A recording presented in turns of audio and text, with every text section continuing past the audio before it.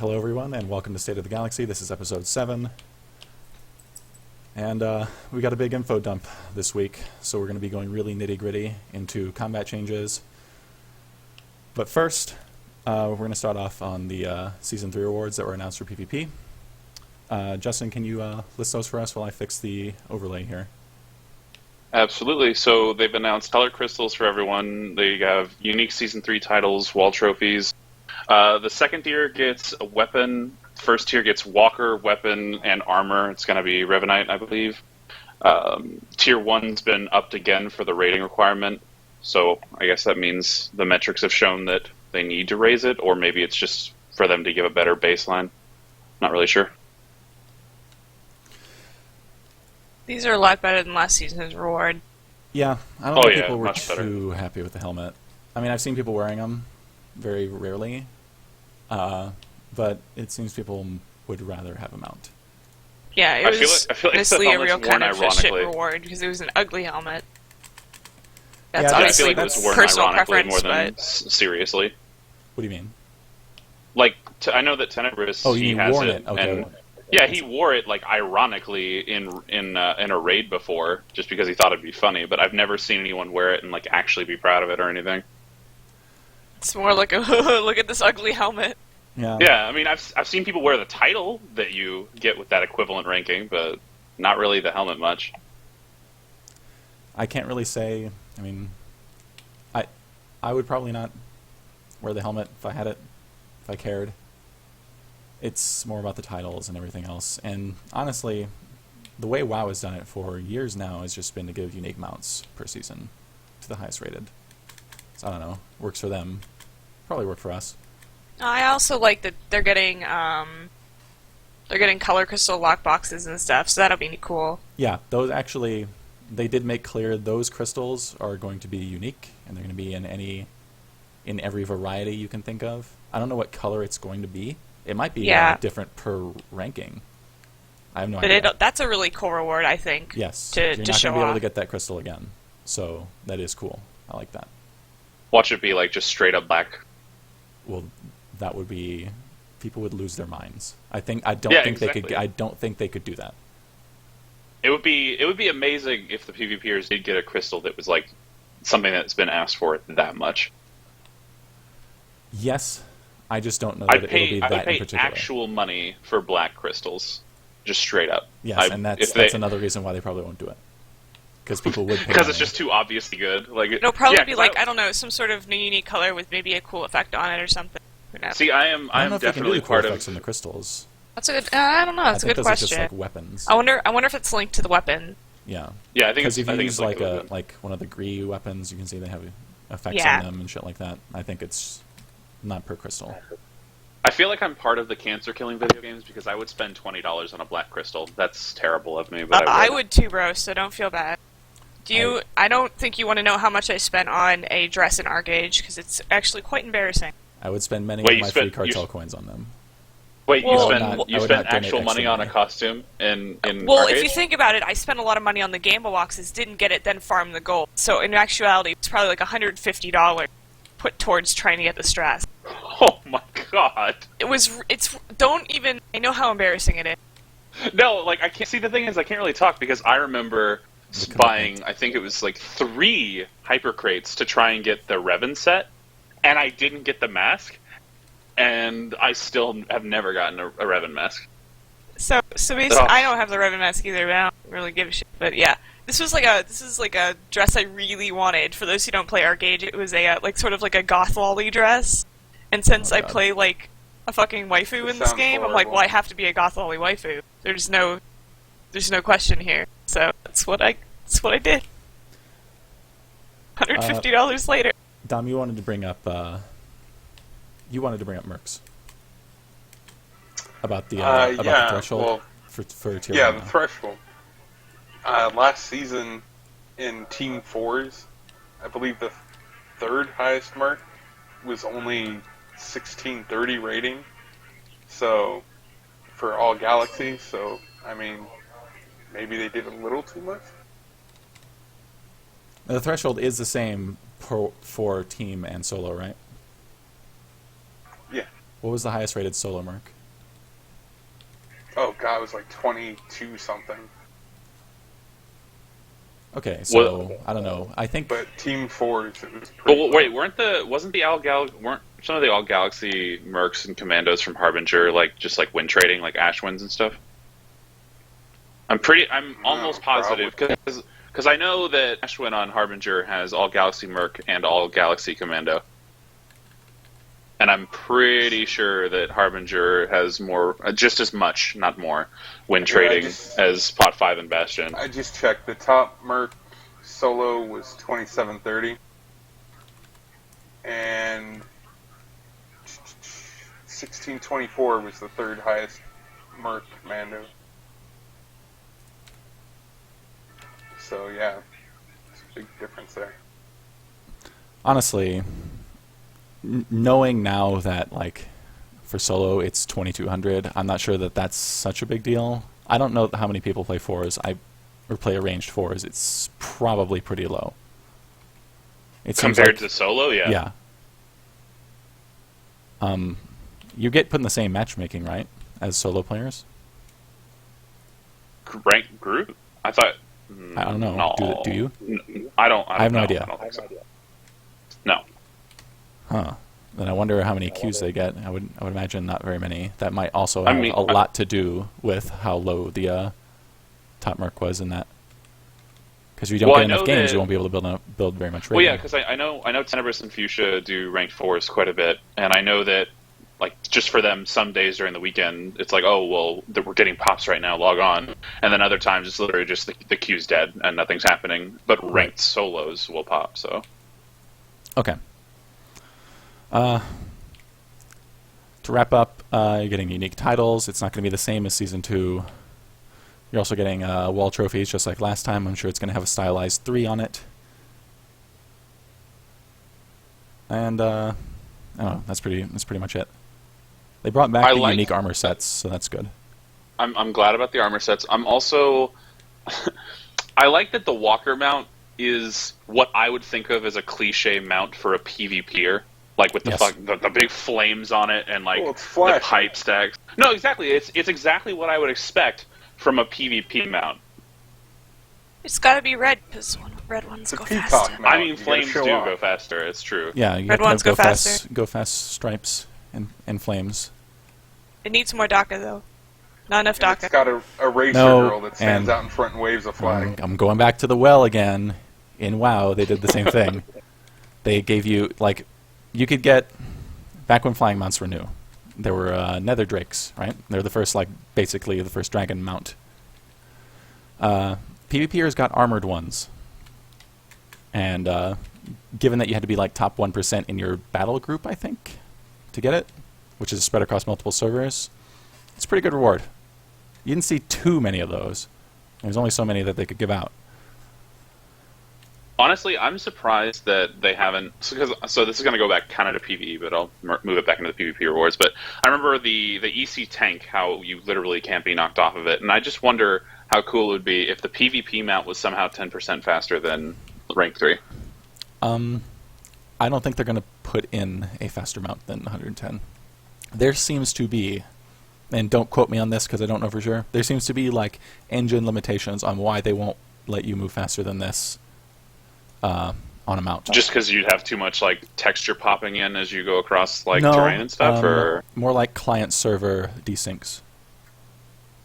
Oh, like you would just rubber band all over the place? Yes. I mean, like you kind of get that with like force speed already, because force speed goes faster than 110. True. And you know how people force speed and try and get out of stuff, and it doesn't work. It doesn't work. Yeah. But my immersion. So many deaths on I know. Speeders. Thrasher. I mean, I would like to be faster too. I want speeders to have like a boost. For like 10 seconds, I want to be able to go faster, and then maybe it has a cooldown where I'm only going 110, but the immersion person in me wants a boost. I do too. I want it to be like pod racing for N64. These speeders are honestly really slow, like for Star Wars. Yeah, but so I don't think we'll ever see pod racing because of the fact they have to go so fast. Yeah. Well, they worked on a prototype for pod racing, and apparently they just couldn't get it like to a quality level that was acceptable. I'm willing to bet it's because of of the client-server interaction. Yeah, I mean, bet if it you Also think because about I don't it, think even you can the do ships collision. in like space battles in Galactic Starfighter, they don't even go that fast.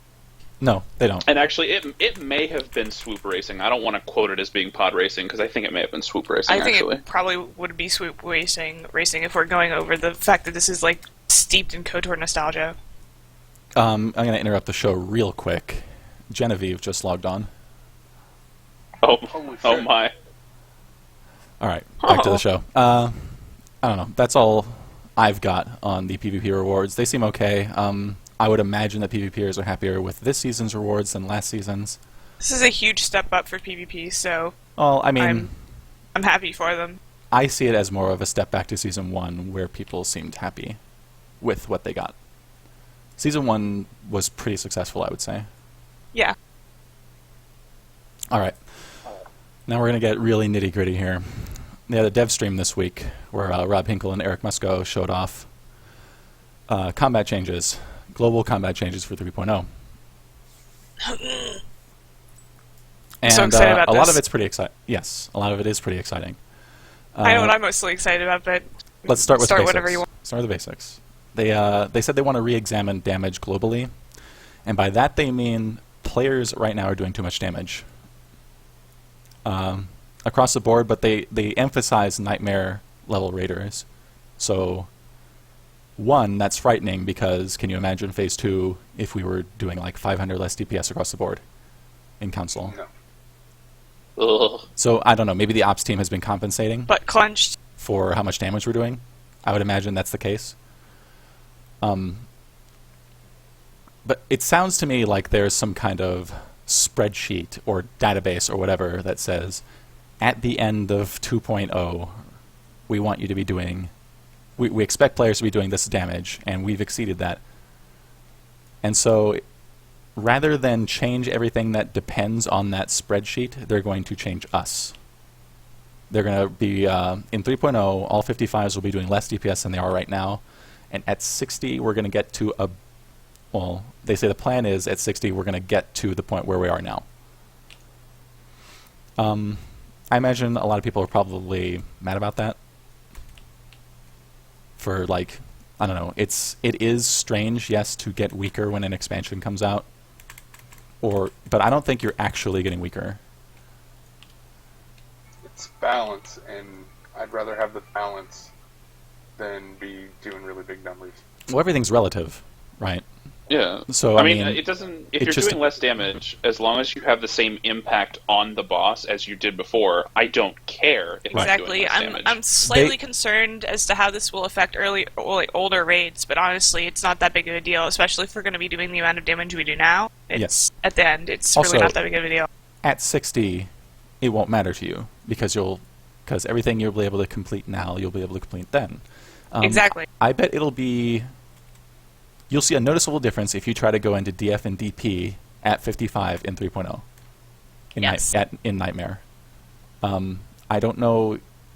They were like making intimations that Nightmare DF and DP will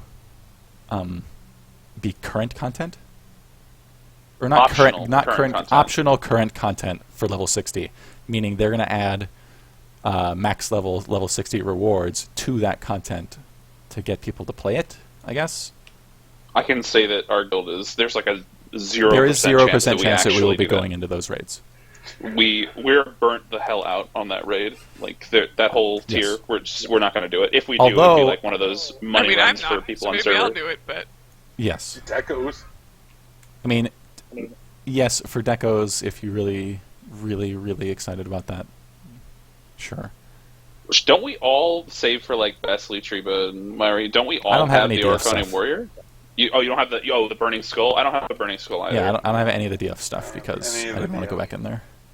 Well, see, so Rom, this is something that I didn't necessarily understand. So, judging by the fact that we did more damage than they expected us to do, so their spreadsheet and the way that their stats sort of trend upward, or like where the DR curves are, if they're the ones setting up the gear tiers and they're the ones that are tuning the damage, it's odd to me that we outpace them by a level that seems significant. It's not just we outpace them by a little bit. We outpace them by hundreds. And that makes me wonder, did they misjudge the skill level of the game? Did they misjudge like what we could pull out of their game? Because that's what I don't necessarily understand. I don't, and again, I have no insight into this. I'm just spitballing. You remember how when Nightmare released at the game launch, all you got was Ricotta gear, which you could also get in hard mode? Yes. And consequently, barely anybody did Nightmare. I would assume that they didn't plan on having a separate tier of gear for Nightmare. That's just my guess, and I bet that's very wrong. But that could be part of the reason why we're doing too much damage, according to them. Maybe.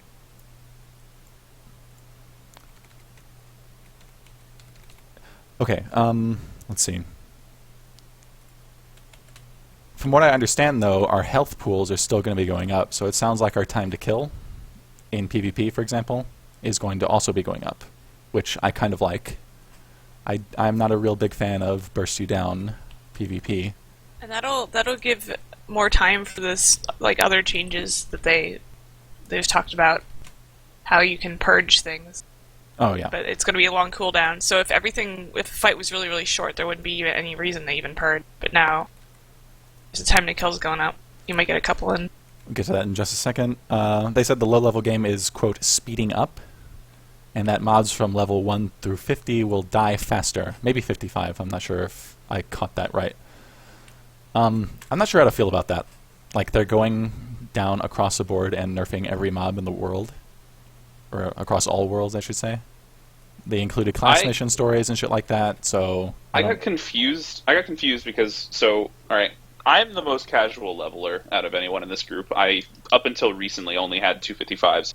But this is what I don't get. Leveling was not hard in this year of the game, and they recently nerfed class storylines pretty much across the board to begin with. So are they getting complaints that it's too hard? Because it's already a fast leveling experience, and not just because of 12 times XP. Well, let me put this in context. He was talking about, I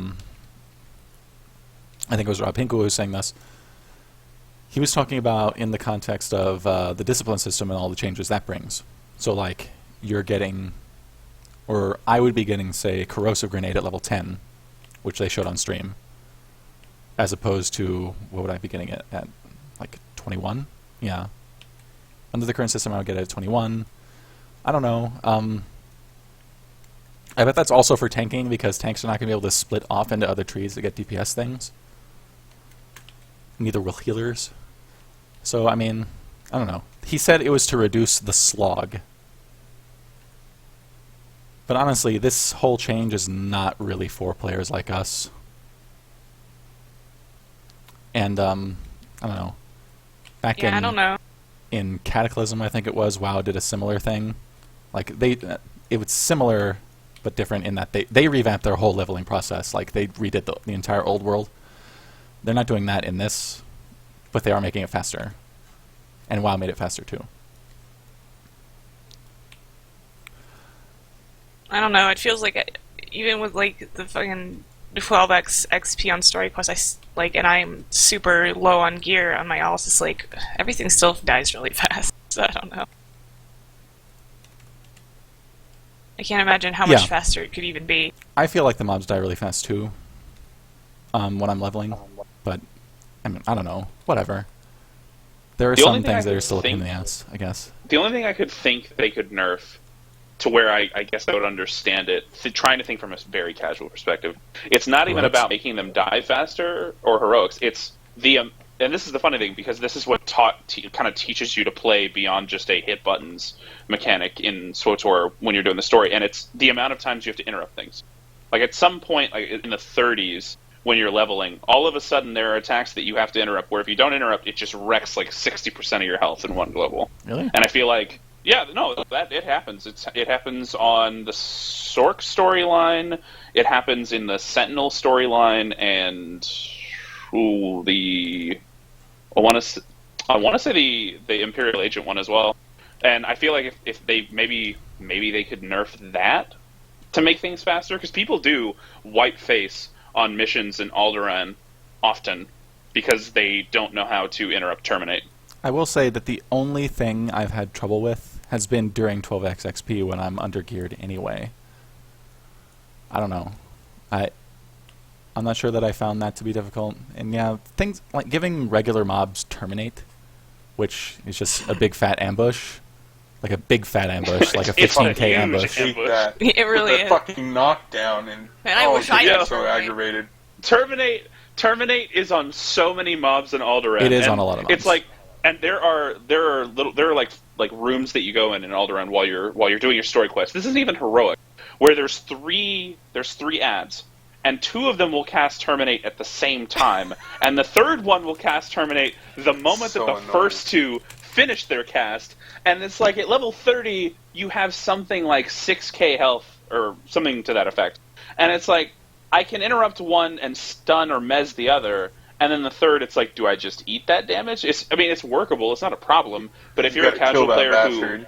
well, no, but if you're a casual player, I'll go back to when I was like super casual when I first started playing this game, first MMO. I used to get really fucked up because I was a clicker and I didn't know what I was doing, didn't know how to interrupt. I'd wipe like 10 times to the same mob because I didn't understand that I needed to CC and interrupt mobs. So I could see maybe that being made easier for people that honestly aren't going to do any endgame content, but I don't know how you nerf the fact that stuff's not dying fast enough. Stuff dies very quickly in this game. God, that fucking terminate. My poor Mako was like, why are you doing this? I don't have any gear, please. Using heroic moments on every single room in Alderaan, please. Reduce cooldown on heroic moment. It's too long. Okay. No, what I like to do is have the companion open up on the terminate ad, so they have aggro. So the companion has aggro. So then the first person terminates on my companion, and then I open up on the other ones just so I can stay alive. It's so bad. I have to use Unity on mobs. I don't know. This is just I guess I have first world problems. I just never had I've been hit pretty hard with terminate. I'm not saying I haven't, but I just haven't had much trouble leveling. I don't know. Maybe it's because at least my style on my power tech is because it's just an all, and I'm like, I'm not gonna play this. I'm just leveling it. I'm just like, sit in mobs, hit all the buttons. Is it dead? Just jet charge and then flame sweep repeatedly. Exactly. So for me, it's just like, oh, what's an interrupt? So one big change that they were talking about, getting back to what they dumped on us this week. Raid buffs, things like Bloodthirst. They don't like that you have to bring a Marauder, and so they made the promise that every class will get one. Stuff like mobs will take more damage from melee, range, force, or tech attacks. The standard armor debuff is still going to be there. Elemental and internal weaknesses will also be introduced, and I think the last one was AoE damage. So mobs will take more damage from AoE if you debuff them. So every advanced class is going to be applying one or more of those debuffs, he said. So I'm pretty okay with that. I am a little concerned, and this applies also to the Bloodthirst type stuff. They said we covered this earlier, that there's going to be an Alacrity buff, crit buff, and main stat buff in addition to standard Bloodthirst. They're in a stack with each other and have their own lockouts. And they work like Bloodthirst, so you can do them in anything but ranked PvP. My concern is that this is going to force class diversity rather than forcing class stacking, which is also a problem. Yeah, I could definitely see that, because you're going to want to bring one of everything, so you have all four. Yeah, it's a fine line. It's really a fine line, though, between, between class diversity and homogenization of classes. It's like, how much you want everyone to have something unique, but at the same time, you want everyone to be wanted in a raid, so I don't know if they're really if they've found the right balance there yet, but we'll see. I feel like BioWare's just pulling a Sunny D commercial where it's like we're gonna have a little black actor and a little Asian actor and a little white actor, a little Mexican actor, and we're all gonna look at the Sunny D and get excited. Like that. I feel like that's what's happening with what they want us to do with class balances, where it's just like, well, everybody's gonna have their own McDonald's Bloodthirst. And like at some level, I'm happy because yay. I was always annoyed when it's like, well, you don't bring any melee except a Marauder because Bloodthirst. And as a Marauder, I've been like, well, why don't you just get rid of Bloodthirst? Zarv's in chat put something that said, raid buffs are a bad idea. Just remove Bloodthirst, and I kind of get where he's coming from. He or she. I mean, because if you think about it, how do you tune bosses for it? Put a Bloodthirst. Well, you can still have Bloodthirst in the Nightmare, game, right? I bet that if you're going to tune it on Nightmare, the way that you tune around it, Besley, is that you literally expect them to have all 4 for Nightmare. I just bet that's how they would. Well, that could be a problem if it's not spread across the basic classes. Like if it's still just Marauders and not Juggernauts, because they didn't make that clear. They just talked about every advanced class will bring a debuff or something like that. They didn't say every advanced class would bring like a Bloodthirst.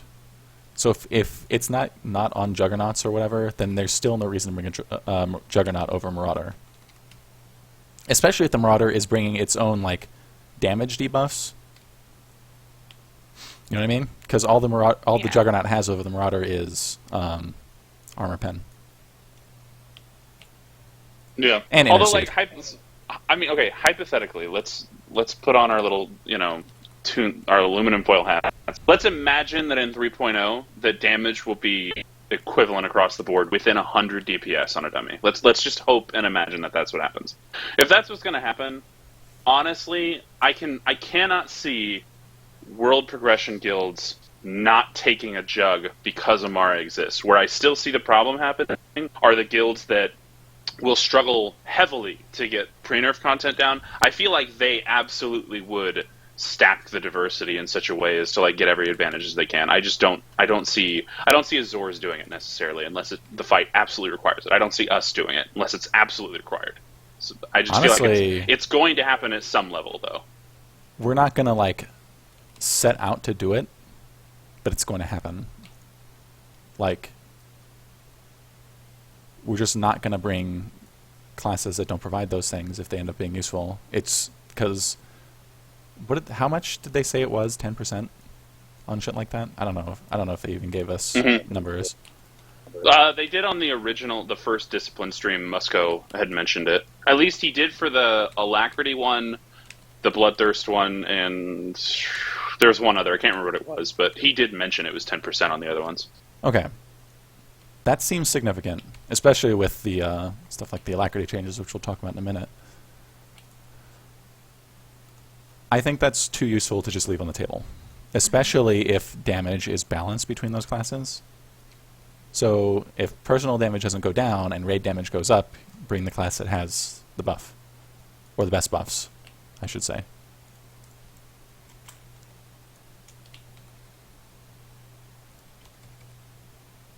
And I want to be clear, like I know obviously the way to tune it would be for assume a Nightmare that we have all these buffs, but I just think it complicates things. When you're trying to put together a raid, it's like, when are they going to use these buffs? How are they going to use it? So how do we design these mechanics to work with that? I just feel like it would almost be much simpler if you removed it, but at the same time, then you lose some of the diversity and some of the uniqueness of classes. So I don't know. Like I said, it's balance. I mean, I don't want classes to be homogenized, but if you're going to have something like a Bloodthirst, specifically Bloodthirst. If you're going to have Bloodthirst, give it to Jugs too. And it doesn't really make sense for one to have it, not the other. In the process of that raid buff being a thing, you should also, remove the Fury stacks required to cast it. Because Jugs don't have those. Yeah, I feel like everyone is going to get their own burst, whether it's 4 base classes or all advanced classes. I prefer that everybody gets it, like all 8. I would rather they just all have it, because it's kind of weird to me, and I always did think it was weird at some level that as a Marauder I had Bloodthirst, but a Juggernaut didn't really have that. Like it didn't seem very equitable at some level. So I feel like it would be nice if they all had it, but I don't know. It remains to be seen what they'll do. I hope that they tune content in a way that makes sense, because just the way that we're talking about it, if it is tuned in Nightmare to where you're like roughly required to have all of them to meet checks, that'd be cool that they're making something that hard, but it would be unfortunate for, like, let's say a smaller Nightmare guild that literally only has like 8 people and nobody has alts really, because those guilds actually exist. And it's like, those people, if they rolled the wrong tunes, they're kind of hosed. And I know that it's not BioWare's job to cater to people that don't have alts, but at some level it would kind of suck. As part of this debuff discussion, they mentioned that they changed the armor reduction module on ship PvP, not PvP, I'm sorry, ship dummies. They changed that module to add all the new raid debuffs. So every one of your parses is going to be in an ideal raid group setting.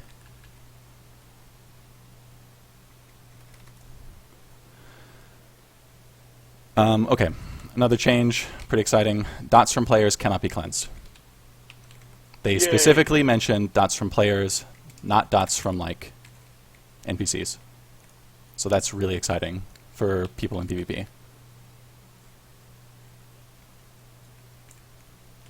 That makes me super excited for things like things that people don't normally play, like, say, Lethality Op. Yes. Now there's like a reason to... Because before there was really no reason to have the Lethality Op in PvP. It's like, oh, okay, you just cleanse all my dots. That's cool, I guess. I hated that so much in PvP. It was just like, oh, so I can sort of put pressure, but no. And I don't know. I think it's nice that you might see some of those things in PvP now. As a consequence, though, they are increasing the cooldown on cleanses. Actually, that's not the consequence. The consequence is that they are allowing stuns to be cleansed and increasing the cooldown on cleanses. So, like, it sounds like every CC that you can apply to another player can now be cleansed. So that's whirlwinds. So nice. That's whirlwinds. That's every mez. That's electrocute. Whatever. So that's a good way to alleviate the stun wars, the Old Republic syndrome that this game has. Without, like, making CC trivial, because it still requires team play, and it rewards certain class compositions, which I'm a little bit concerned about. But I mean, I have not seen it in action, so I can't really comment either way. What I'm hoping is it'll just make people play a little bit smarter when they're applying their stun, since they can't just like herp through them. Yeah. One more thing on cleanse. They said they might also get rid of different types of cleanse. You know how cleanses are like mental and physical, tech and force? They might just get rid of that, which is probably a good idea if they're going to make it so you can really just cleanse all of CC. Because, like, what if a sorcerer cannot cleanse a concussion missile, for example, because it's tech? Yeah.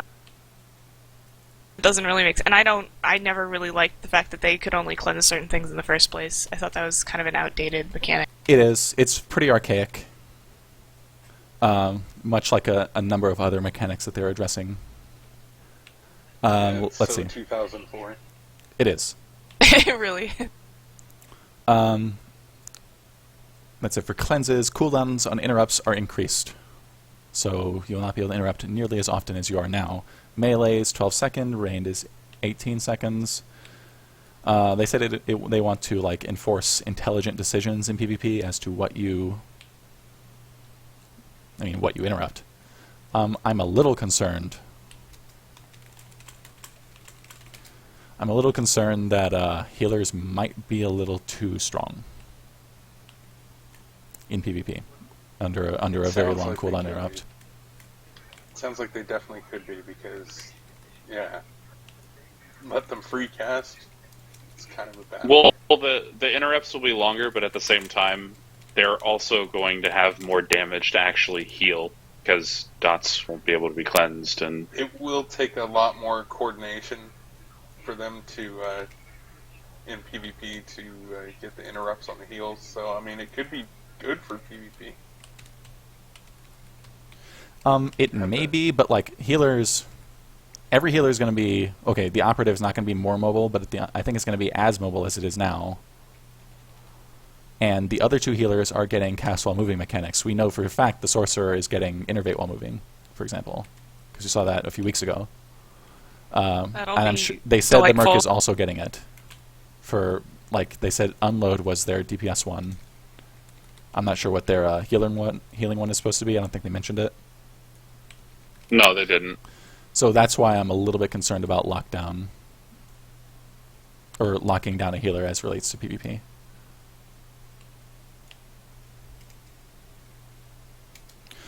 Okay, one big change that they made. This is pretty exciting, actually. Channeled abilities will have no pushback ever. So, Oh my god, it's so good! Innervate, Unload, Force Lightning, etc. Those are the channeled So here's a abilities. shot. It's cold. Yeah. I mean, you should be in cover for those anyway, but yes. You will not be able to be knocked, not knocked. You will not be able to be pushbacked on them, which means you won't ever lose ticks anymore, which is really exciting. Like we mentioned archaic mechanics before, that is a very archaic mechanic that nobody likes. So Fascinate can go into parsing spec during raids. Oh, the humanity. Well, I don't know even know if they see. like... No, I actually always thought that was weird because of pushback. Like in certain classes, there are specs that you just spec differently for parsing as opposed to raiding. It's almost like, why does anyone even parse in the parsing spec if you're never going to use it in a boss fight encounter? Like, you're always going to spec into the pushback reduction as pyro, right? Like, that's like, you wouldn't actually not do it. Am I correct in assuming that, Dom? I mean, there might be a mechanic or there might be an encounter that you just never get hit. Like maybe one. I mean, pretty much everything had some sort of like little pushback going or damage thing going out. Like, I mean, got Tyrants. And think of pretty much every bot. Anyway, the other changes they're making to those abilities. Let's see. They're making every channel an energy drain rather than having to pay all the resources up front. So I love that Which so means much. when you start like Cull, you do not have to spend, 25 energy up front. You spend all the energy over the duration. That's really nice because God forbid you ever have to move. At least you don't lose all that energy. Yes. So you're not out so much for having to respond to mechanics or to getting interrupted in PvP. Like when Sorks start casting Innervate and they get interrupted, they're not going to be out however much force that costs. I think it's great because I hated. I mean, we probably all fat fingered something one time or another. Yes. And accidentally often. interrupted something, and your heat goes through the roof, or your force gets drained. That happens to lots of people pretty often. So that's a very good quality of life fix. It makes everybody more flexible.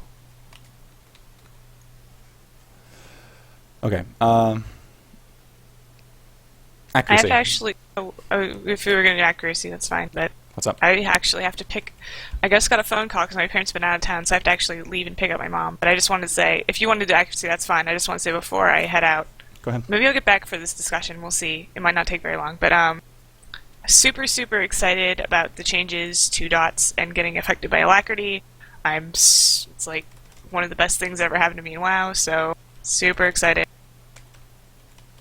It makes me moist. I'll just I'm leave it at that. I'm happy for you. I'm also excited about it, though. I'm a little Alright, grossed out. so I'm gonna go pick up my parents, but you just keep on keeping on. Okay. All right, they talked about accuracy as a stat a bit, and my wish list did not get fulfilled. They're not removing accuracy. Boo-hoo. One day. I really wish. They said they cut a bunch of passives in people's trees. Like, I have a 3% accuracy talent in Marksmanship called Marksmanship. They cut all that stuff, and they said to compensate, you're going to get slightly more accuracy per point from your gear. But they also want you to just have to slot more accuracy in general, which I'm not really that excited about, because it's a boring, you must be this tall to raid stat. it's so not fun to have to get accuracy. Well, so I agree with you, but at some level, I feel like this is less about accuracy and more about if you know. Scaling. So the alacrity changes. It's kind of being obvious as like alacrity will be worth gearing just by the way that it's going to work in 3.0. But to me, what I noticed from requiring more accuracy, you're actually going to use alacrity. To me, this is them trying to lower the value of surge as a stat more than increasing the value of accuracy, because you're just going to have a smaller budget for surge. I mean, surge is only valuable because alacrity is bad.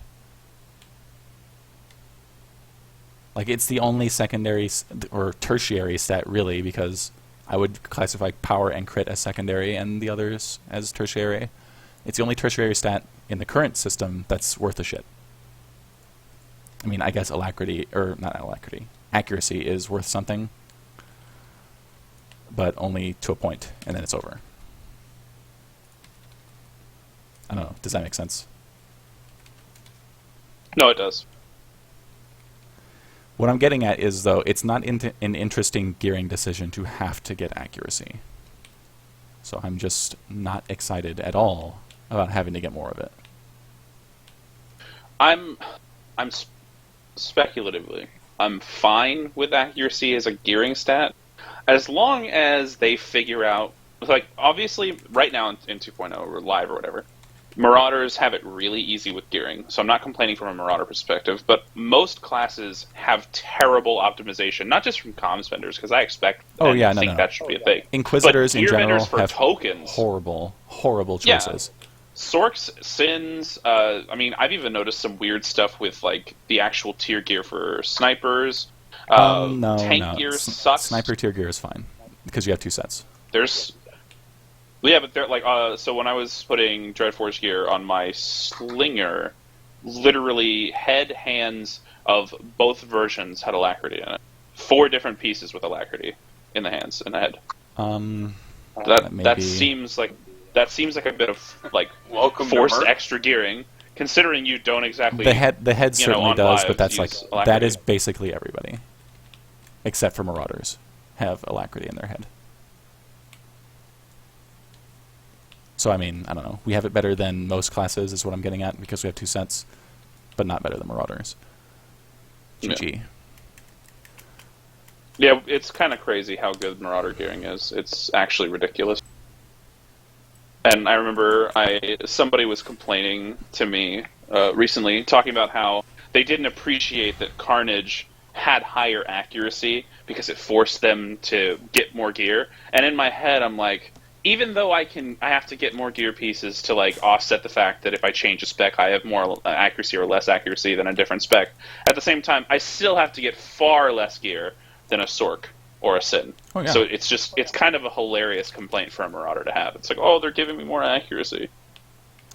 No, I mean, one thing they absolutely must do if they're making these changes, they have to take a good hard look at what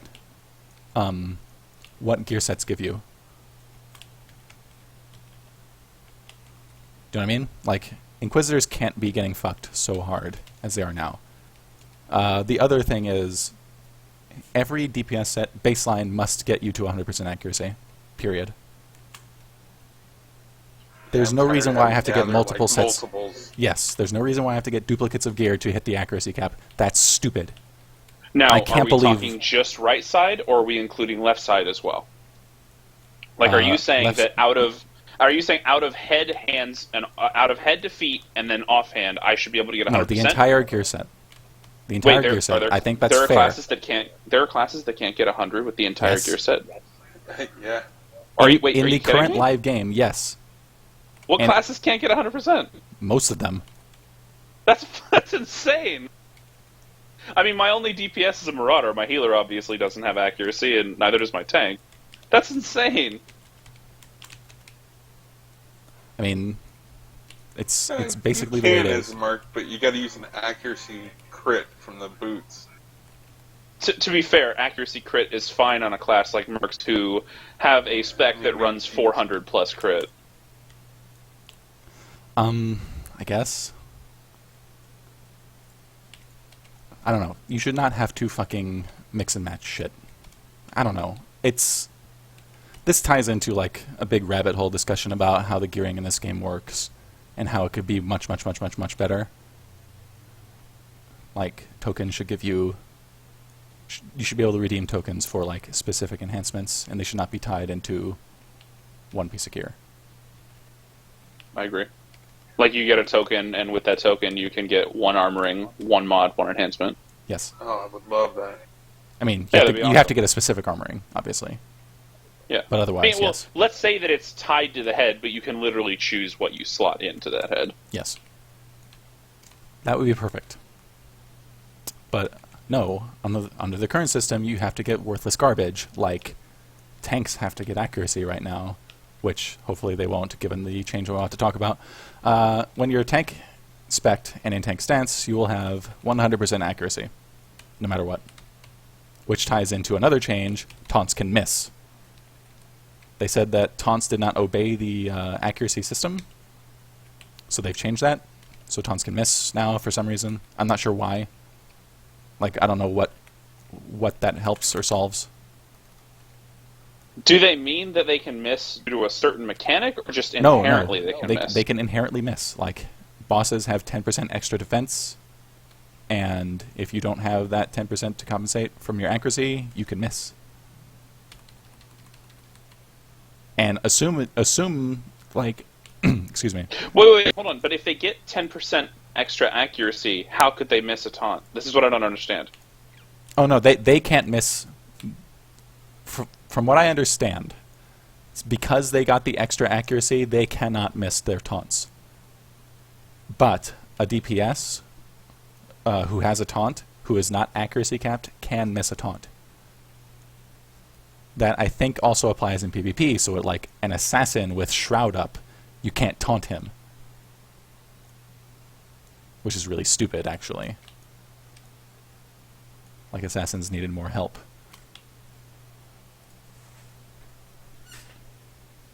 Check 1, 2. Does anybody hear me? No, it does. I don't know. It's kind of over my head because I'm terrible with things like that. To me, this is what I don't get about like taunts and threat in this game, and this is because this is the only MMO I've played.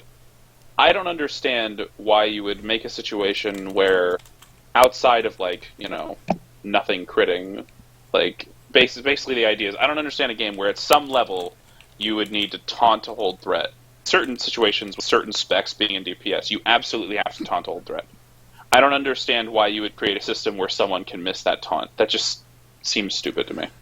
I don't understand why they did it either, and I don't think I rewatched the stream a couple times. I don't think he went into detail on why they made it so taunts could miss, so I couldn't tell you.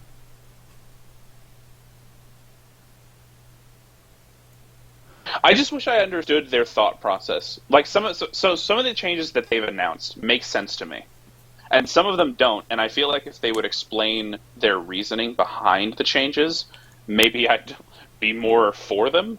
But like as just a baseline where it's like taunts can now miss, it's like, well, that really, really sucks.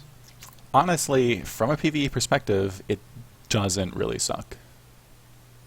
Because no matter who you are, if you have a taunt, you will not be able to miss. Because you should be accuracy capped, whether you're a tank or a DPS. So I would assume then it is directed at PvP, but I don't know why. Like, I don't know who it helps to have people miss a taunt in PvP. Because, frankly, protection's like the coolest idea, or the coolest and most unique idea I've seen in PvP in this game, other than the success of Football itself. So I don't know why they would make that worse. Or it just feels like they're adding like an RNG element to it for no reason. Yeah, it's a big reason why I don't like accuracy. It's stupid.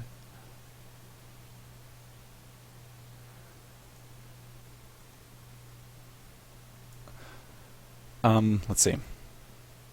Okay, Alacrity was, quote, probably the biggest stat change, which is good because it sucked before.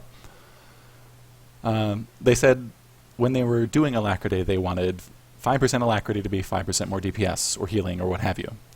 But it never really got that way. In 2.0, they made a few changes that helped it a little bit, but not enough to make it not a garbage stat. But in 3.0, they say they think they fixed it. And here's what it does. Everything it does on live, which is activations, it reduces activations, increases regen, and reduces the GCD. And it'll also speed up dot ticks. It'll it'll shorten the duration of those dots. And it'll reduce cooldowns, meaning like on your abilities. So your cull cooldown will go down as a proportion of your alacrity. It'll also reduce internal cooldowns, meaning procs. Like, oh, I don't know. Give me an example. What do you proc, Justin? Like the lockout on my vicious throw when I'm in Carnage. Like how it can't happen once every like 20 seconds. Yeah, Does that that'll include be relics, reduced. by the way? Does that include relic procs? I think so. Or is relic procs separate? Because if I can proc my relics more often, then I do believe it I'm about to procs start relics. stacking all kinds of alacrity. Well, that's the other thing. If it actually works the way they are saying it does, I don't want to run any crit or surge at all. Because rather than bowing to the gods of RNG in crit and surge, alacrity is a stat that works 100% of the time, always. Now, So, I mean- here's the real question. Would you go under accuracy cap Oh, no. just to have more alacrity? No, I've never been a believer in going under the cap of accuracy. That's just not it's not something I do.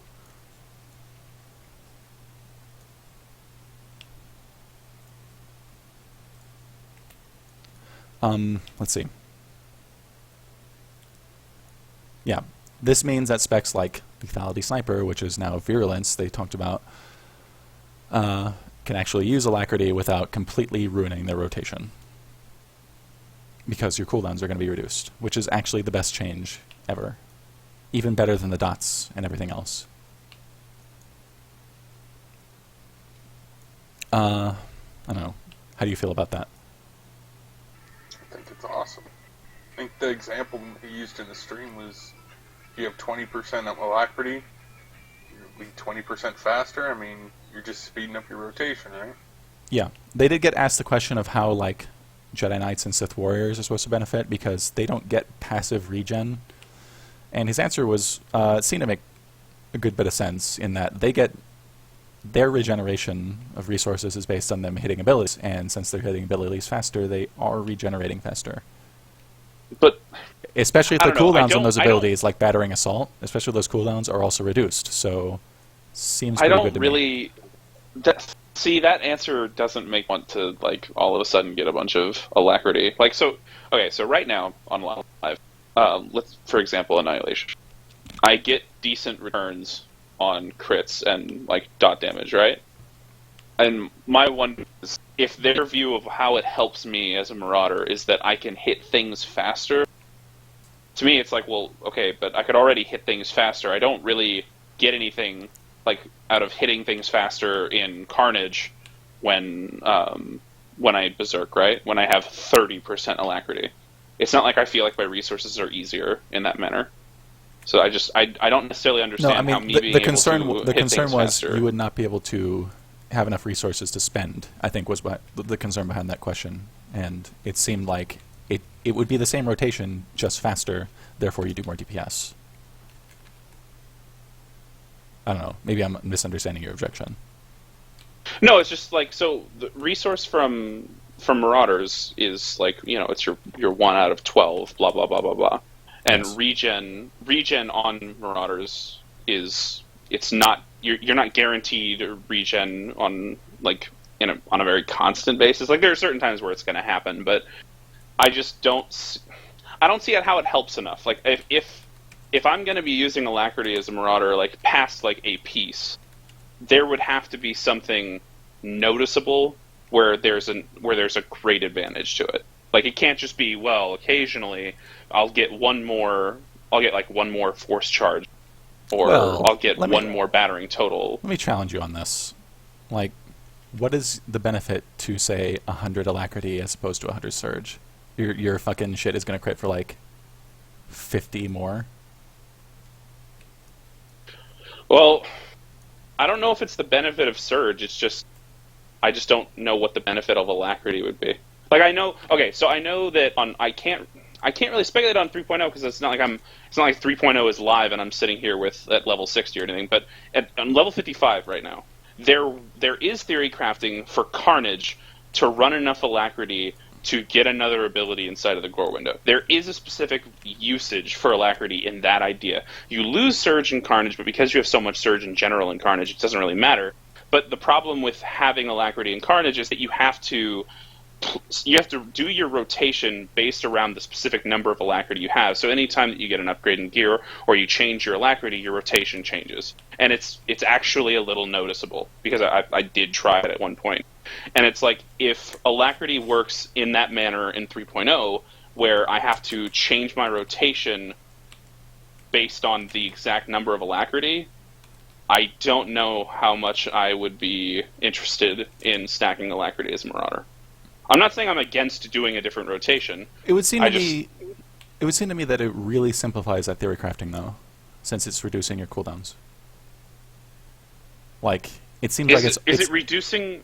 Is it reducing the cooldown by the same percentage? Yes. Okay. Then I guess that does make more sense. I didn't know if it would be the exact same percentage as I don't see why it wouldn't to be. The rest of it. Like that would make sense. If they want it to be a useful stat, it has to make everything you do proportionally faster. In the same ways. So I think that's fair. Like I didn't really think about that. I didn't think about the cooler. This is me like being very anti-parse monkey and being very anti. Got to keep parsing for 6 hours straight. Fucking get the right fucking RNG so my crits are all good. I don't want to run any crit surge.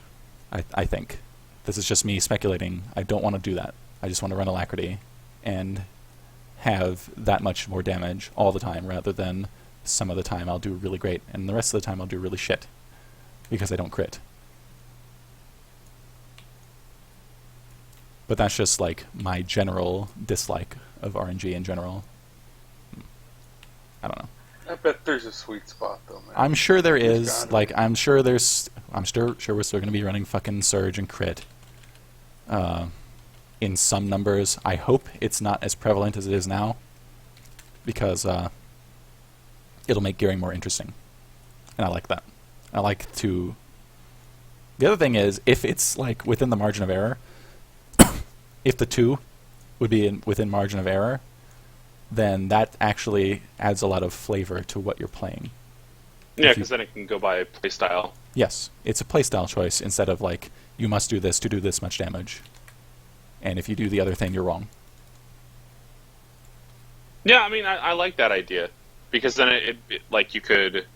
Like, okay, I know you don't care about parsing, but I'll even go the parsing, though. It's like you post a parse, and it's like, oh, well, you actually look at someone's AMR. Like, right now, on live, whenever a parse happens, when it's like a god parse or whatever, it's like we don't even need to look at the AMR. We already know what somebody's running. We already know what people's gear are. Yes. We're literally just looking at their crit rates of abilities and the amount of activations and their crit averages. That's all we have to look at to see what they're doing.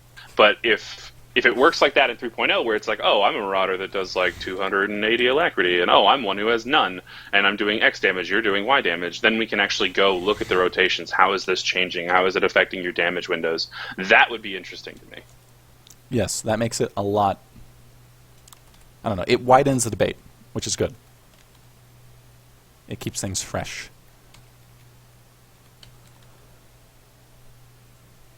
Let's see. They said there were no current changes to crit, which, I don't know, whatever. It sounds like they're changing quite a lot of stuff anyway. Crit is in an okay spot right now, other than the scaling kind of is meh. But whatever, they want to lower our damage anyway, so they're probably not going to bring it up. I just wish that crit mattered more for certain for certain classes. Like, I think What do you it's mean? cool that I think it's cool that Mercs can use between 3 and 500 crit as DPS, and it's like totally fine. I think it's great that Pyro does that. I think it's great that like Sins can use up to 300. I know Sorks, like, at some point during the last tier were running high crit, and then they brought it back down lower. I know I believe Milas runs low crit, but like, so my class, for instance, we just don't use much of it. Like, we'll use roughly between 150 and 220. It's a really specific area, and basically what you run is based off of like how lazy are you with gearing.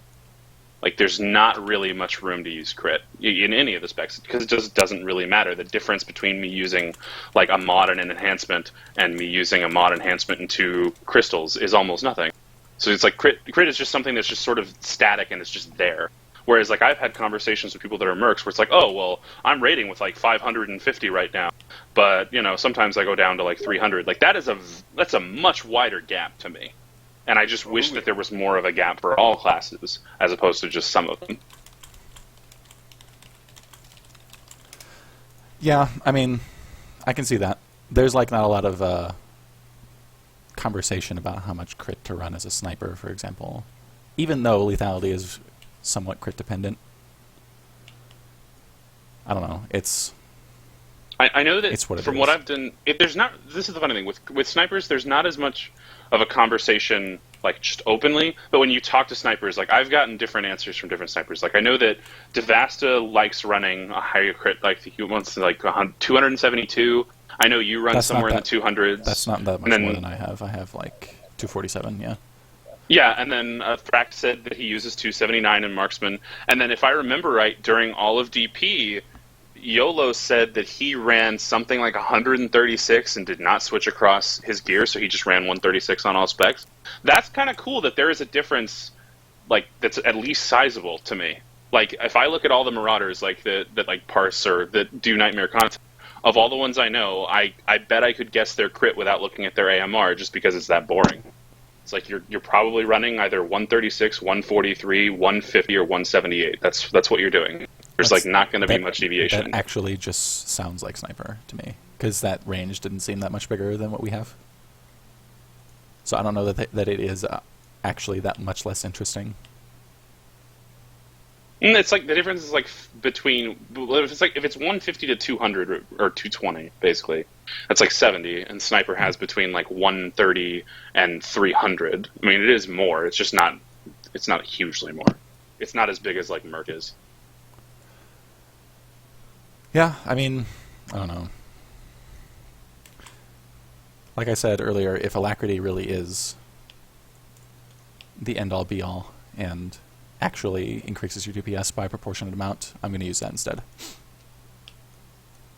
Because I like doing things fast. I like going fast. And I like not being punished by RNG.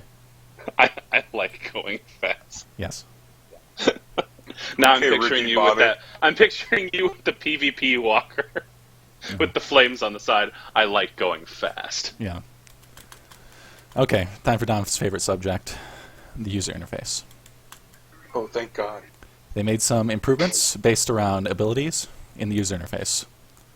They have effect procs, like power auras in WoW, that'll flash on your hotbar when an ability is buffed. So like when I proc takedown from my call, it was highlighted, at least because, I mean, he was playing, he did the whole stream on a Virulent Sniper, and he procced call and it flashed on it, or he proc takedown and his button flashed. So that's pretty cool. They said it's probably just going to be on the hotbar for now. I don't know if they said if they're going to try to add something like in the center of your screen. Like, there are a lot of power aura mods in WoW that do that kind of thing, where it's just, it like flashes up in the middle of your screen what's come off cooldown or whatever. But it sounds to me like they're doing that whole thing manually, ability by ability, just based on when you would want to use it. Like, you know how you have to have 2 snipes to reduce the cast time of ambush down to its lowest range, I guess, in Marksman. I think they don't do it if you have 1 snipe. So it sounds like a pain in the ass to do all that shit manually, but I don't know. I'm not them.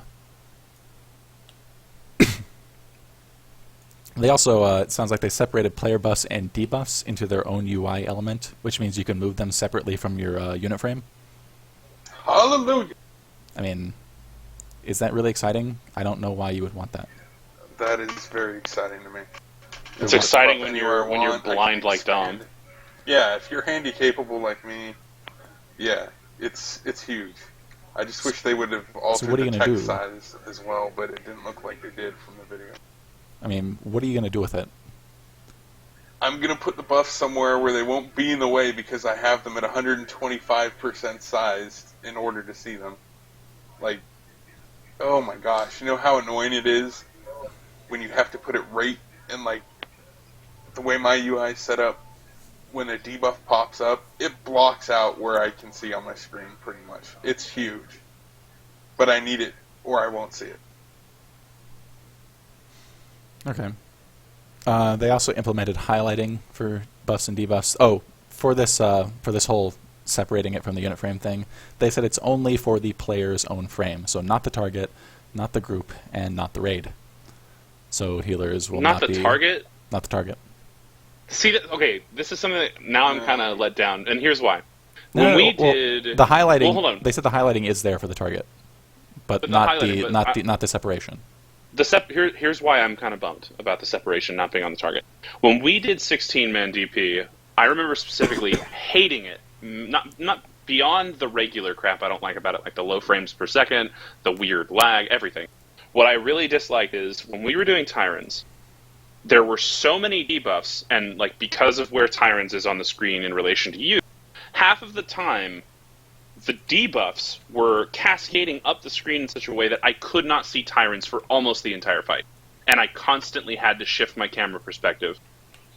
And it was so frustrating. I would love if I could just drag those debuffs somewhere else so that I could actually see what was going on at every point. Because in 16-man, there's so many things going on in the debuffs. It's kind of crazy. And on top of that, if we think of all these new debuffs that classes are going to apply in 3.0, like, just imagine how much crap 16-man's going to have on their debuffs.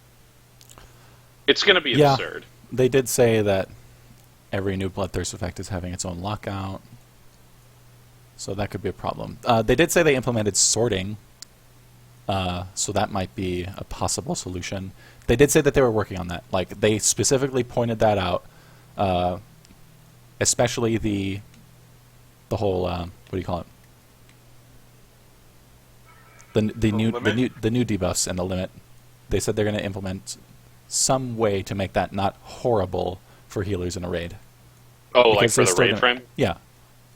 Hey, that means that Nightmare Pilgrim will be back because when you're doing council and you got Hell 4 yeah. debuffs and the healers we're getting those 50 stats, motherfucker. They can't see the death mark, so we don't do Nightmare Pilgrim because the healers might end up forgetting to or not being able to cleanse someone because they don't see it. Now there's not going to be an excuse. We're all going to be on fucking Voss. Yep.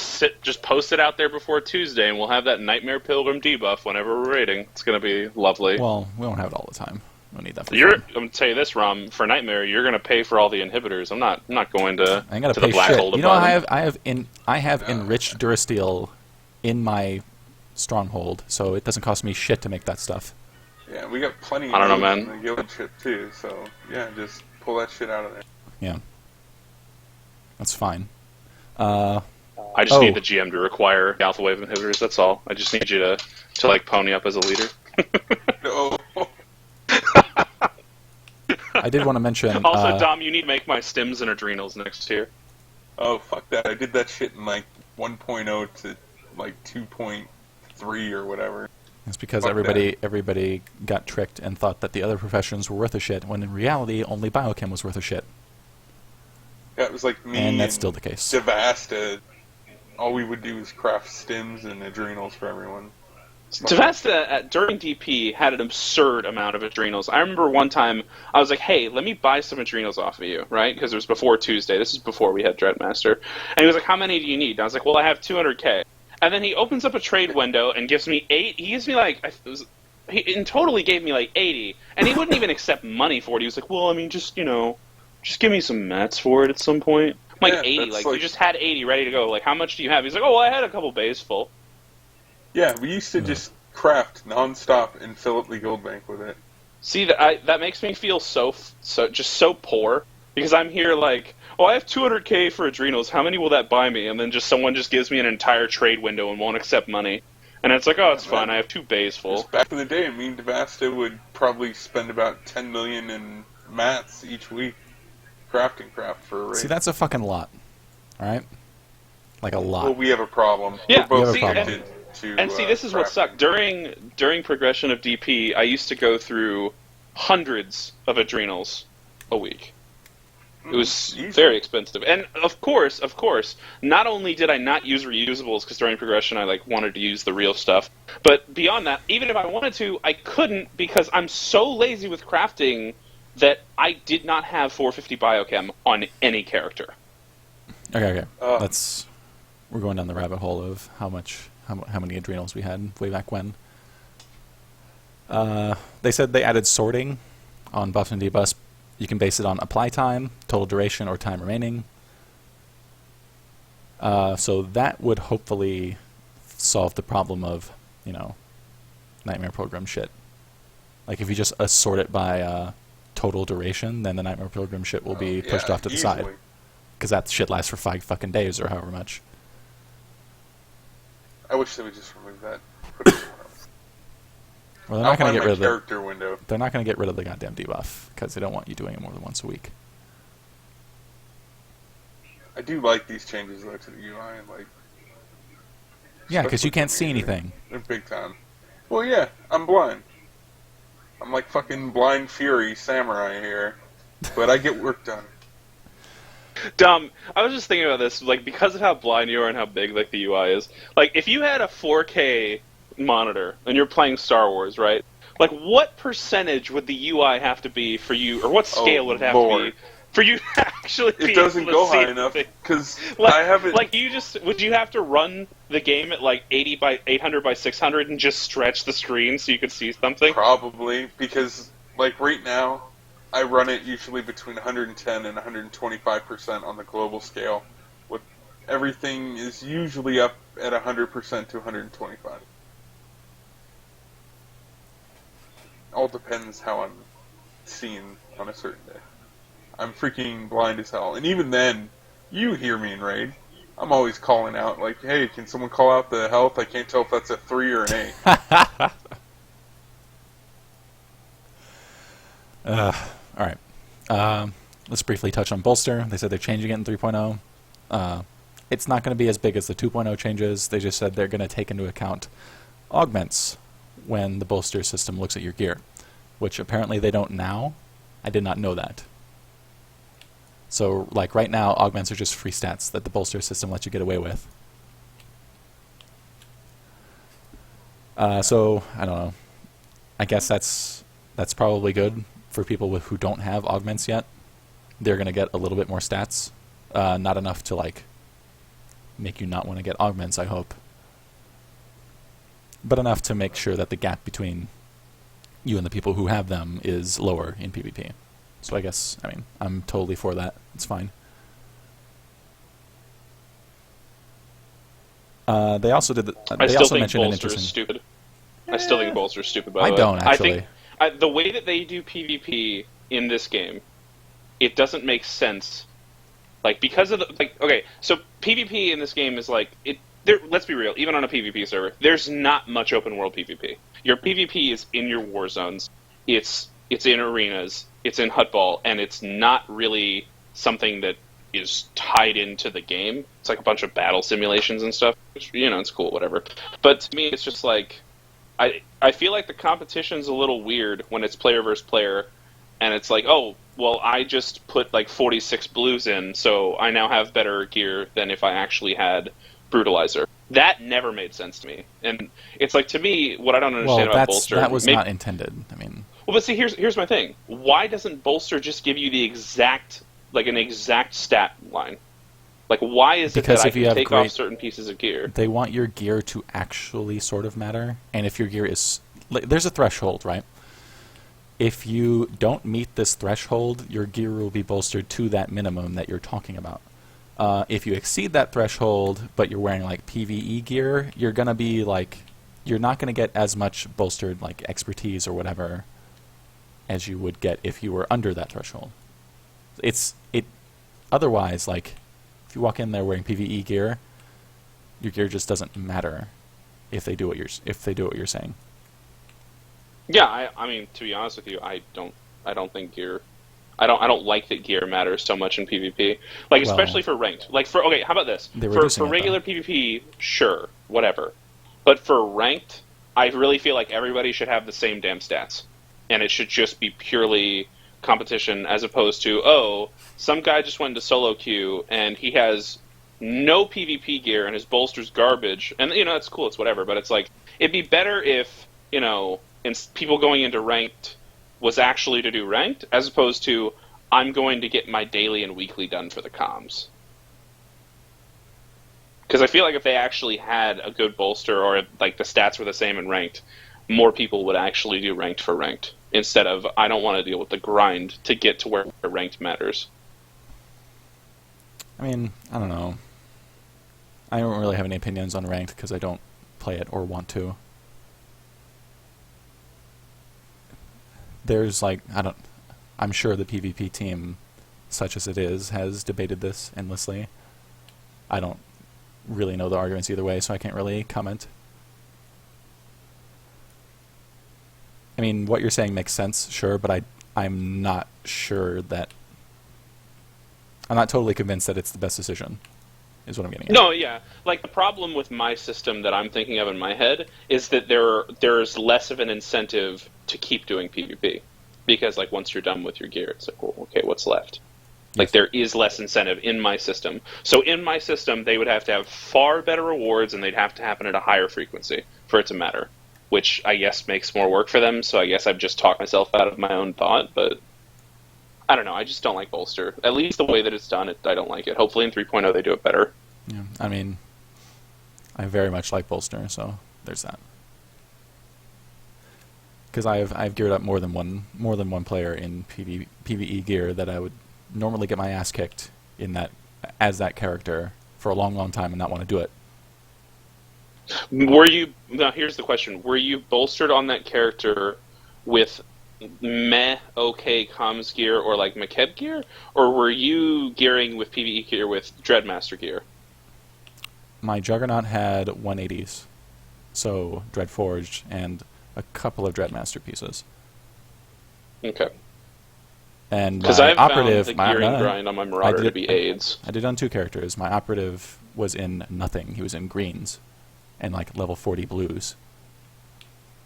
See, you would actually bolster better on your operative. Yes, but I mean, Juggernaut being what it is, I had a much better time on the Juggernaut. Yeah. For the record, I don't play healer on my operative. That's why I didn't like it as much. Have you ever healed in any MMO, or are you just Yes. like DPS and tank? Did you like it? Were you good at it? I did not heal very many raids. I maybe healed a couple. I mostly healed 5-mans in WoW on my Shaman and on my Druid. It's just, I mean, it was okay. It was stressful in a different way, I guess. What I much preferred, and this when I was doing this, it was like the ass end of Wrath of the Lich King. So you could get pretty good gear from the latest 5-mans, and that's what I did. They also had a commendation system, so that's how that worked. I had a lot more fun doing those 5-mans on my Death Knight tank, because no matter what the group composition was, I could solo almost everything.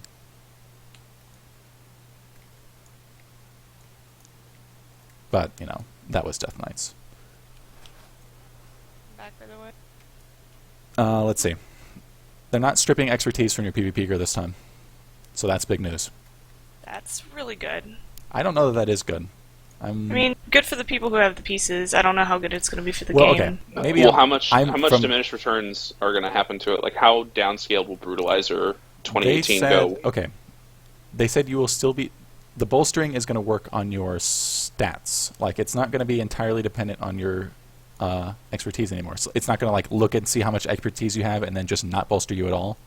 They said they changed it a little bit, so it's going to determine a minimum stat level. Now, Brutalizer might just be at that minimum stat threshold, they said. So if you go in with full Brutalizer, it's like you're just getting bolstered to the minimum level. So I don't know.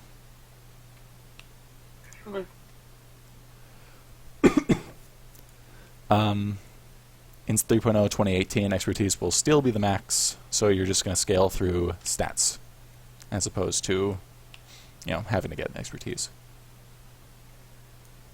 So I guess that's good.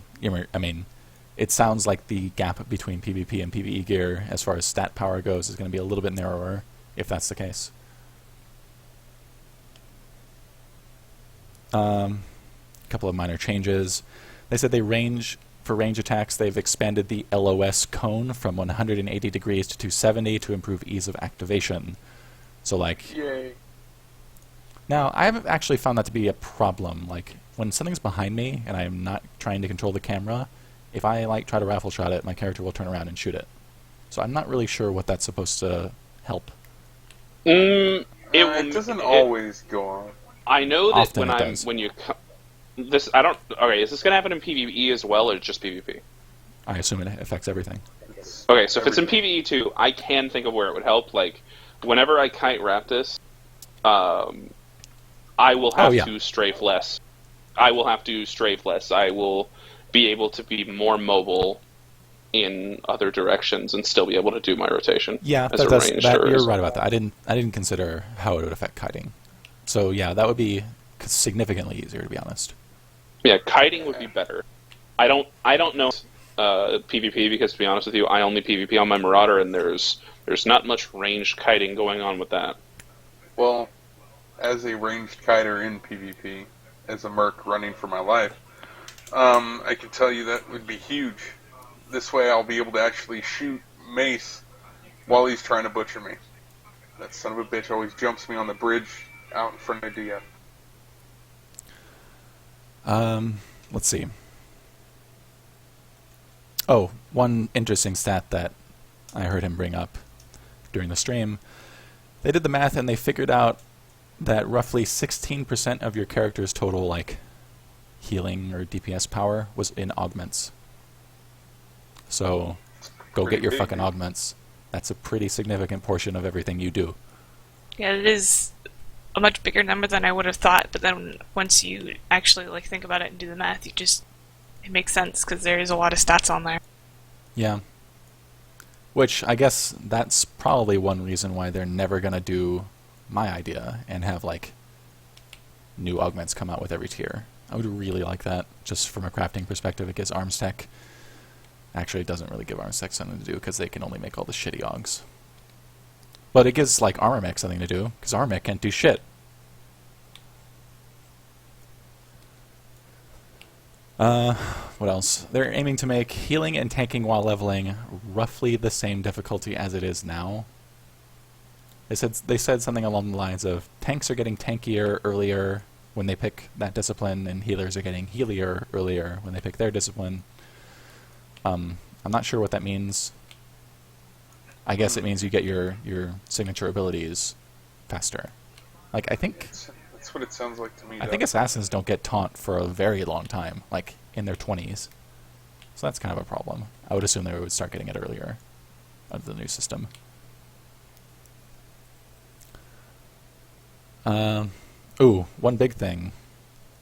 They said they're going to have shared set bonuses between PvE and PvP. That is kind of a concern to me. One, it's just kind of... how do I put this? Some of the set bonuses in PvP are interesting from a utility standpoint. For my DPS Juggernaut, whenever I intercede somebody, I get a little bit of healing. That seems kind of cool. Although it's not that significant. So maybe I would rather have a PvE set bonus. I just hope that there's nothing too horrifically utility in the new set bonuses, because if there is, PvEers are not really going to like it. PvEers get set bonuses to increase their DPS, or their healing, or their tanking prowess. They don't get it to, I don't know, make their leg shots better, or flashbang, or whatever. I don't know, you'll have any commentary on that? I'm of a mixed mind. I think that it's better for the devs to be able to balance if they don't have to have two different set bonuses, one for PvE and one for PvP. So I guess sure, at some level I'm glad, a sniper because situation. Yeah, like there's less of a chance that something's wildly out of whack because they had to juggle too many things at once. But part of me thinks that the sort of I'm not saying that all of their changes with disciplines and everything has been oversimplifying the game, but the more little things like, all set bonuses will be unified across PvE and PvP. To be honest with you, I don't really like that when I think about too many things are becoming oversimplified. It's like PvPers, at least at one point, it was like, well, at least we have our own set bonuses, and now it's like, no, you really don't even have that now. You've got the same set bonuses we have. It's just, I don't know. Like, I don't want to be that person that just like whines for the PvPers, but at some level, it's like when I think about this, it's like, okay, PvPers don't get any maps for 3.0. Like, I'm sure that they will get it at some point in patches later. Sure. But like, of the types of players in this game, I think it's pretty safe to say that PvPers have gotten the short end of the stick more than any other type of player in this game. GSF. Yeah, but GSF is. I'm kidding. I get that it's well made, but it's like very niche. But PvPers have gotten the shaft, and they are effectively getting the shaft in 3.0 from a content standpoint. Yes, disciplines will change things, so obviously the meta of PvP will change. But to be honest with you, them losing their unique set bonuses instead of just getting new unique set bonuses is just it's not really offensive to PvPers, but it just kind of reminds them, hey, this expansion's really not for you. Is it not though? Because I mean, all these combat changes affect them as well as us. Like, especially the shit like interrupts and cleansing. That's pretty big.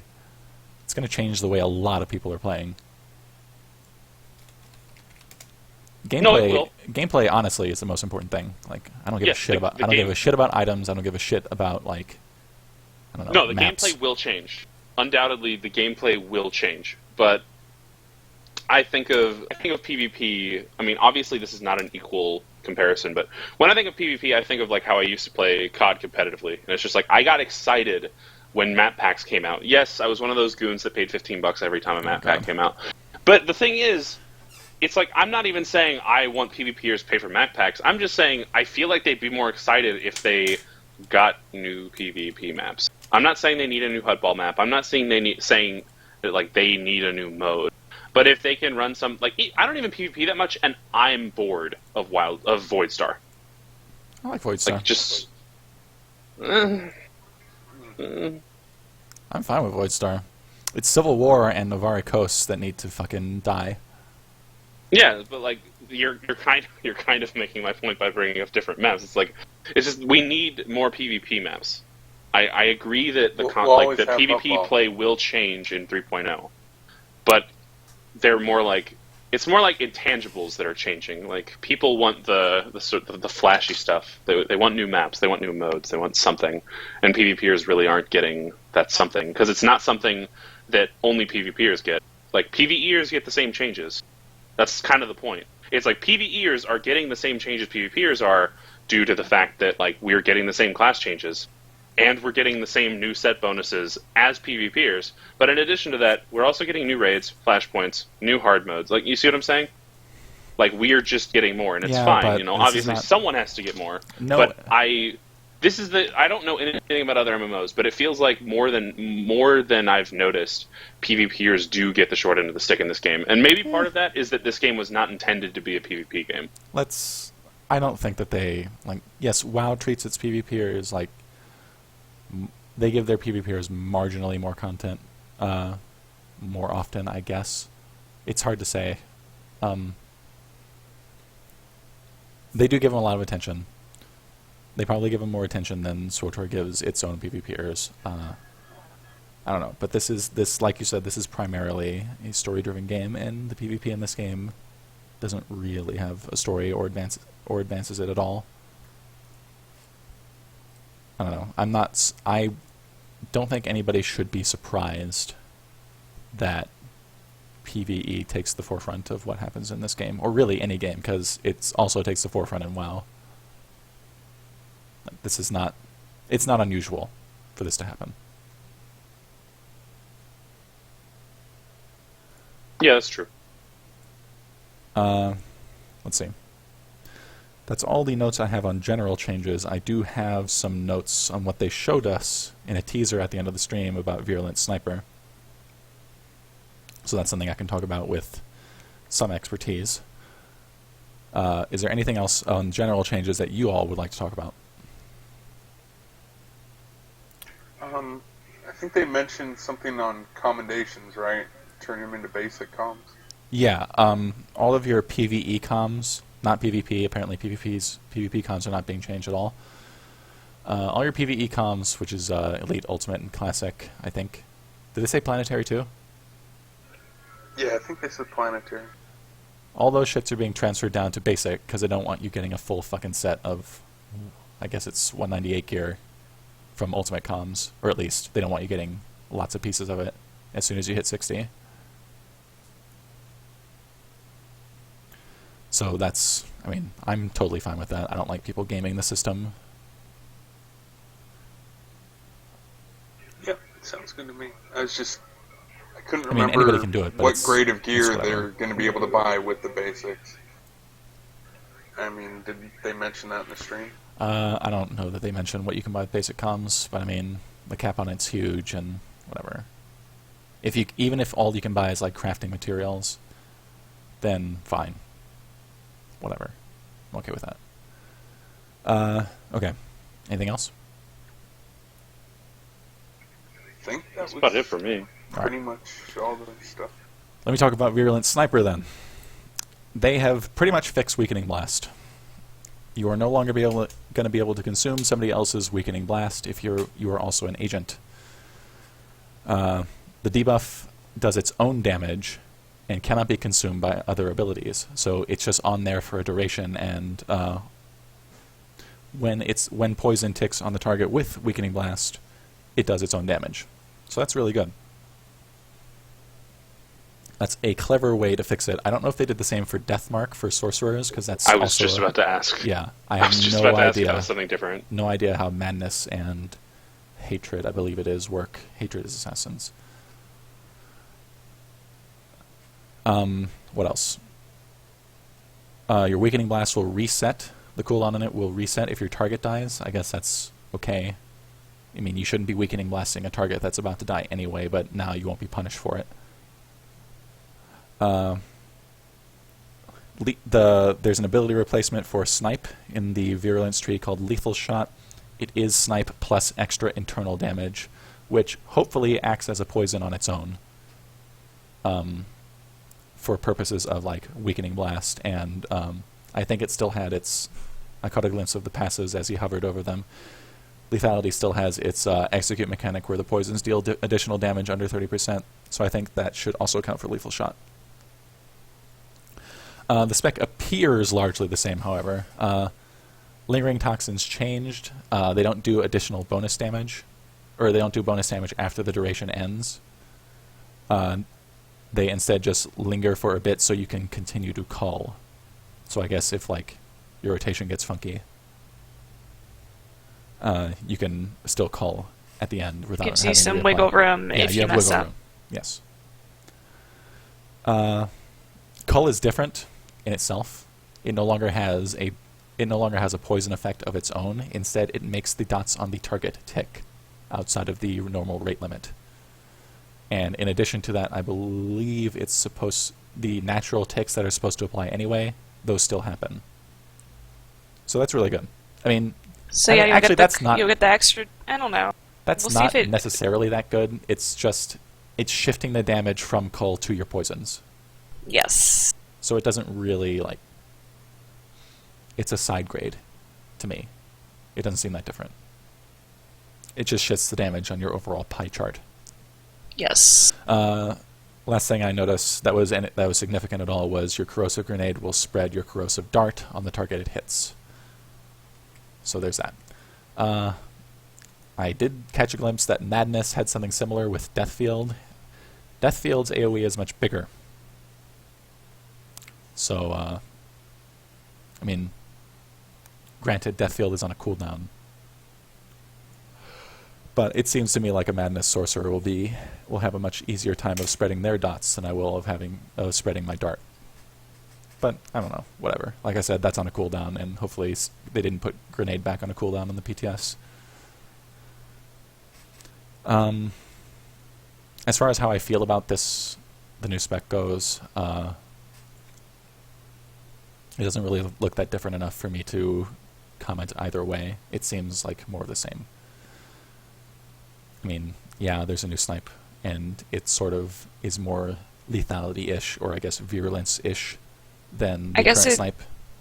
It feels, I don't know, it's like they did some QOL tweaks, but I don't see that much difference. Yeah, I mean, lots of annoying things, like, I don't know, some annoying things are just not going to annoy you anymore.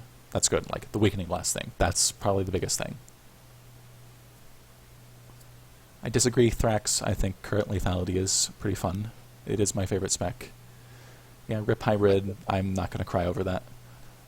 To be fair, Thrax is the sniper who is like Marksman King. The man loves Marksman, so I'm not surprised. Yeah, I fucking love Marksman too. It's fun. I seriously despise Marksman. It's so fucking stupid. Marksman is alright, but I feel like, I don't know, coming from like a Warlock background, I like dot classes, so I'm gonna prefer. I was also a Warlock. I'm gonna prefer Madness over Lightning, and I'm gonna prefer Lethality over Marks. I'll say this on this.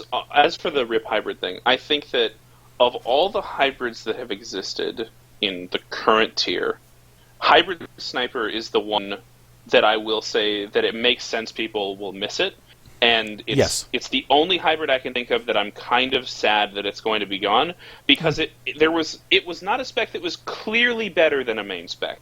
It was more of a, in certain situations, this is nice to use. Yes. And it wasn't roll face stupid easy like a dot smash, or like the Power Tech hybrid that was on like PTS months back that did way too much damage. Yeah, like, out of all the wasn't hybrids, an overpowered hybrid. Out of all the hybrids, think that's the one thing the least offensive to me, I guess. Yeah, I think, and it plays well. It's not. I think there's really not a downside to Hybrid Sniper existing. There's nothing about Hybrid Sniper where you're like, well, that's unfair.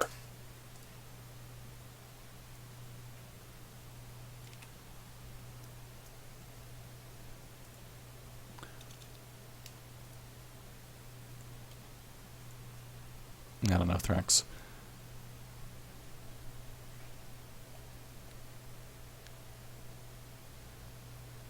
Yeah, Justin's got some stats for you, Thrax. I mean, I've seen lethality parses on Council that are between 3,300 and 3,500. I have seen a couple hybrid parses that are in the 3,400 range. I can't remember. Maybe Zayak from Drop It Like a Toth had one that was higher than 3,500. I can't remember off the top of my head. But I'll say this. I don't see that many hybrid snipers going ham in Council outside of like Zayak and Harina from Ufrog. I mean, I could be wrong, obviously. I don't know everything, but I would say that lethality is a pretty damn good spec for Council. Yeah. And it was pretty much the spec to use overall by most snipers. Of course, Batterum will talk all day about, if all the crits lined up, he could do triple dot marksman on Council, but yeah, no. Yeah, well. I don't like my clear to be based on the graces of RNG. No, lethality is my favorite spec. And to be honest, let me take a step back here. Lethality is my favorite dot spec in this game for a pretty simple reason. The dots are intuitive in that you want to have 100% uptime. Period. None of the other dot classes that I can think of are that way. Maybe Thanks Power for Tech. rubbing it in, man. Yeah, eat it, Dom. You stupid pyro. It's what you get.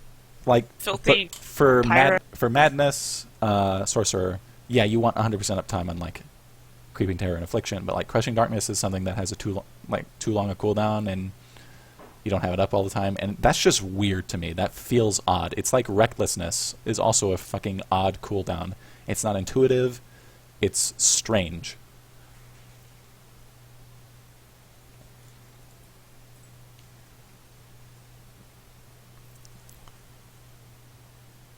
So, I mean, I don't know. That's why I like Lethality. 100% uptime, everything makes sense. It flows pretty well. It's fun. I will say that Lethality fits you as a person, Rom. You're someone who doesn't like things that are different. I do not like things that are different. And Lethality is it's like the most rote spec that I know of in this game. Like, you can like, not that you do macro it, but you literally could macro it. I did. And macro. as a joke, you parse macroed it. I will admit to breaking the terms of service and using a keyboard macro to show off like how you could do Lethality. I mean, obviously it doesn't take into account any cooldowns or like stims or adrenals or whatever. And like you don't move. And if you get up and interrupt anything, it'll be off by that much. But you could totally do that. And the rotation's pretty much the same. I like it.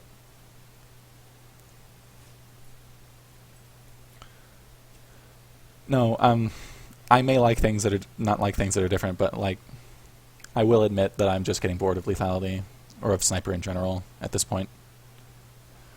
So hopefully there are more extensive changes in the pipeline that'll change the way I play. Because if not, I might consider like switching classes for the expansion. But I mean, that's all I have to say about Virulence. And that's all the notes I've got from the stream. So does anybody have anything else they want to talk about before the show ends?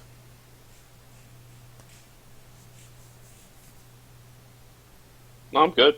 You're good? Besley? Dom? I'd like to thank BioWare for helping handy-capable players with the UI changes. And I hope they make a couple more. Dom? If only they could find a way to save your life, Dom. Yeah, Dom. Yeah, whatever. I'm gonna fuck it. If and when you croak, I am going to lobby them. I'm going to be outside their offices with a sign and get them to put in a memorial for you somewhere. Oh, that's pretty much. Real talk, I would fly to Texas and have... Get them to put in a handicap ramp so I can visit and we're good to go. Because we love you, Dom.